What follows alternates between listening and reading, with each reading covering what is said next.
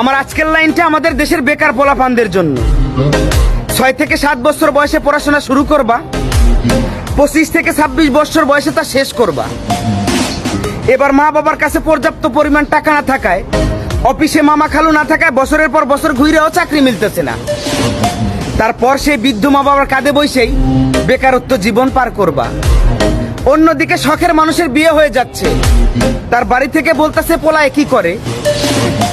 পোলায় এখন graduation complete করে বর্তমান মা বাবার কাঁধে বসে বেকারত্ব জীবন পার করতেছে। এমন একটা ছেলের সাথে আমার মতো অভিভাবক হলেও আমি ডিরেক্ট রিজেক্ট করে দেবো, কখন আমার মেয়েকে বিয়ে দেবো না। তারপর রাস্তায় রাস্তায় স্যাড সং শুনবা আর ডেন্ডি খায় বেড়াইবা। আমি বলি কি, পড়াশোনা অনেক হয়েছে, এবার বাদ দাও।